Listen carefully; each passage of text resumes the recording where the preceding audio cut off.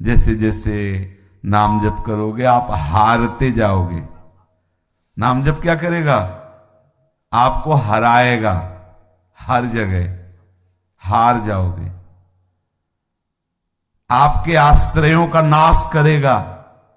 जहां जहां आश्रय लिए हो, धन का, जन का, बुद्धि का, शरीर का, जहां जहां, आप नाम मत छोड़ना।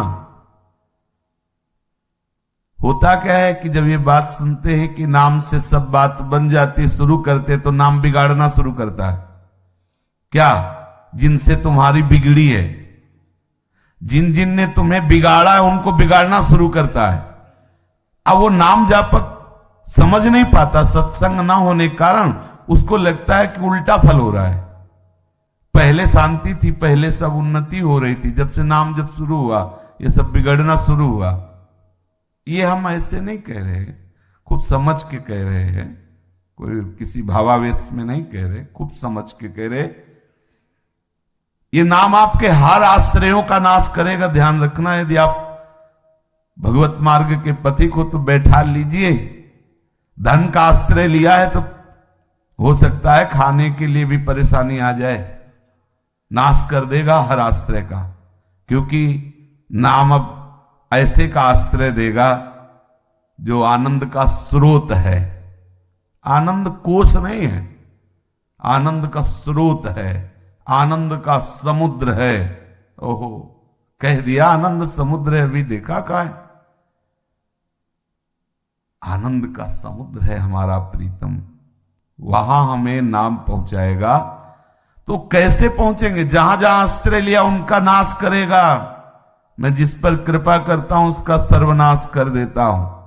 जैसे नामी कह रहे हैं, उनसे ज्यादा नाम भगवान करते हैं।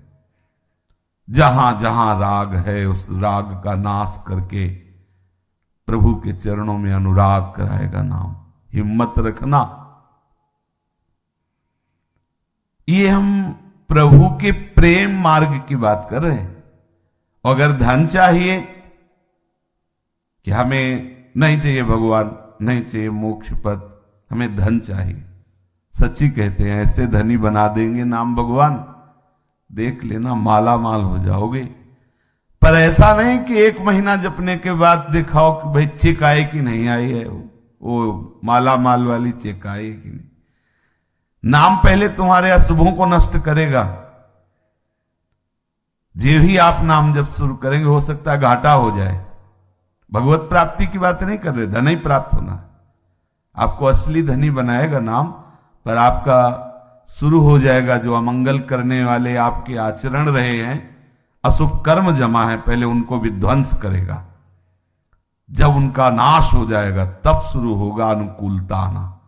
और एक बार नाम के द्वारा जब अनुकूलता आनी प्रारंभ हो गई तो काल की भी ताकत नहीं कि नाम के द्वारा दी हुई अनुकूलता का नाश कर दे, लौकिक भी। और नाम का फल केवल लौकिक संपत्ति नहीं होती। जब नाम लौकिक संपत्ति देता है तो उसके साथ में प्रभु का अनुराग भी देता है। वो केवल लौकिक संपत्ति दे के ही नहीं रुक जाता। लौकिक संपत्ति तो तुम्हारी मांगी हुई है और अनुराग उसकी वास्तविक शक्ति है नाम की। वो इष्ट का अनुराग ना चाहने पर भी प्रदान करेगा। इसलिए पहली बात में हमारा आश्रय, और आश्रय दृढ़ हो इसके लिए दूसरी बात में नाम जप। नाम जप कर रहे, आश्रय विषय का है, आश्रय देह का है, आश्रय धन का है, आश्रय किसी जन का है, तो समय बहुत लगेगा।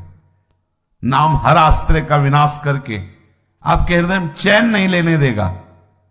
आपका हृदय व्याकुल रहेगा जब तक आप पूर्ण भगवद आश्रित नहीं हो जाएंगे, तब तक नाम आपको चैन नहीं लेने देगा।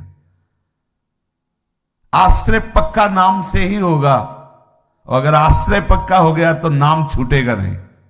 दोनों बातें पकड़ लीजिए। आश्रय पक्का है तो भजन छूटेगा नहीं, और भजन है तो आश्रय पक्का हो जाएगा।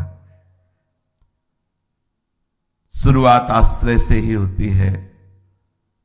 प्रभु का आश्रय लेकर ही इस मार्ग में आगे बढ़ा जाता है। तो हम नाम से ऐसे प्रेम करें क्योंकि समझ पा गए कि आश्रय भी नाम से ही पुष्ट होता है, और नाम ही नामी को अधीन कर लेता है, आश्रयदाता को अधीन कर लेता है। इसलिए नाम हमारा माता है, नाम हमारा पिता है।